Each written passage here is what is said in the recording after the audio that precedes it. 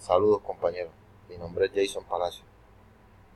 A continuación les presento el desarrollo del ejercicio número 3 y la simulación hecha en MATLAB. Ejercicio número 3, un circuito mixto RLC. Para el desarrollo de este ejercicio se utilizaron las leyes de voltaje y de corriente de Kirchhoff. Entonces, en la primera malla del circuito, esta que está señalando, de dos mallas, obtengo mi primera ecuación, la cual dice que la derivada del voltaje en el capacitor es igual a 1/4 por la corriente del capacitor. En la malla 2 encuentro que el voltaje en el capacitor más el voltaje en el resistor 1 es igual al voltaje de entrada. El voltaje en el resistor 1 es igual a la corriente que pasa por el resistor más el valor de la resistencia. Aquí reemplazo el valor de la resistencia, me queda el voltaje en el resistor 1 es igual a la corriente que pasa por el resistor 1. Aquí despejo el valor de esa corriente.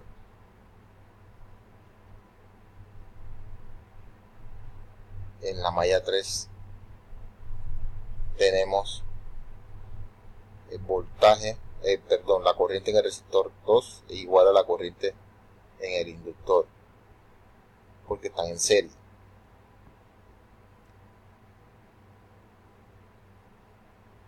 Reemplazando los valores que nos dan el ejercicio,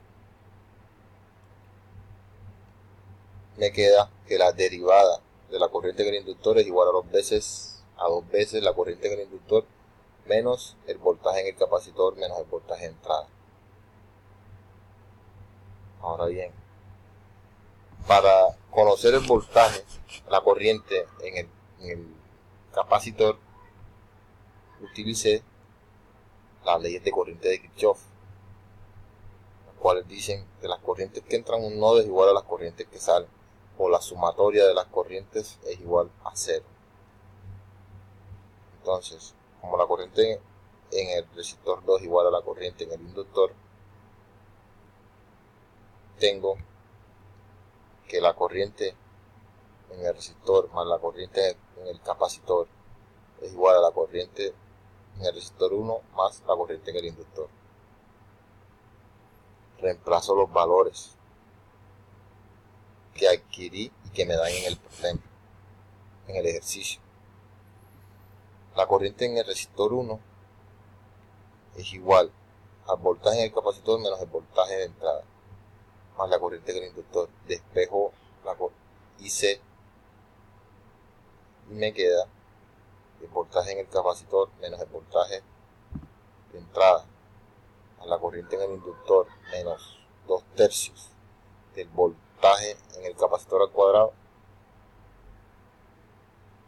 me da como resultado la corriente en el capacitor. Esa IC la reemplazo en la ecuación 1 y simplemente hago mis operaciones matemáticas. El resultado son estas dos ecuaciones que tengo aquí, que son la derivada del voltaje en el capacitor y la derivada del inductor, la derivada de la corriente en el inductor. Aquí hallo la ecuación de salida, que dice que Y es igual a 2 veces la corriente en el inductor, menos el voltaje en el capacitor menos el voltaje en entrada. Hallo mis variables de estado en el sistema no lineal.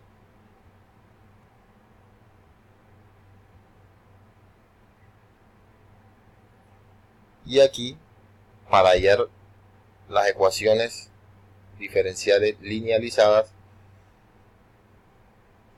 hay un término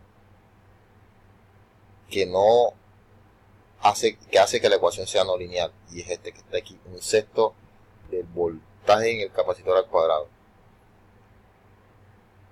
Para quitar ese término, o para quitar ese término, lo derivamos y luego el voltaje en el capacitor lo igualamos a 0.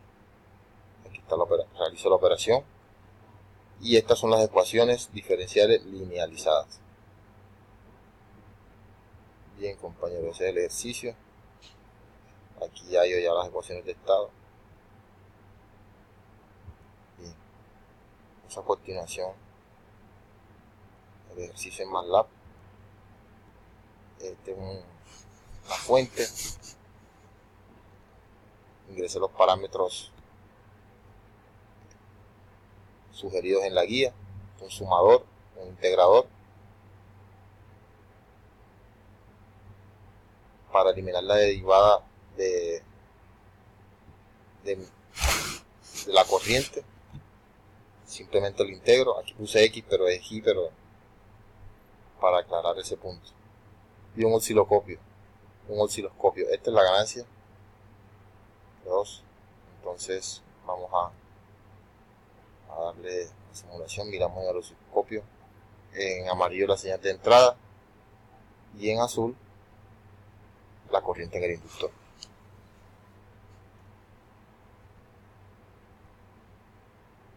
Bien. MATLAB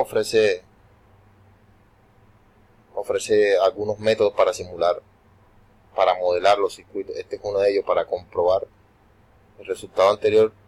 En Simulink ofrece esta forma de modelamiento. Aquí simplemente uno ingresa los elementos pasivos y activos del circuito, la fuente, la resistencia, el capacitor, los elementos que conforman el circuito, y aquí está el voltímetro y el amperímetro. Aquí estoy midiendo mi señal de entrada, aquí la caída de voltaje en el capacitor y la corriente en el inductor. Esta es mi señal de entrada. Y pues al darle que corre la simulación, me doy cuenta que la señal de entrada coincide con mi señal de entrada de la simulación anterior, y en azul la corriente en el inductor, la cual coincide también con la simulación anterior. Entonces, de esta forma, compañeros,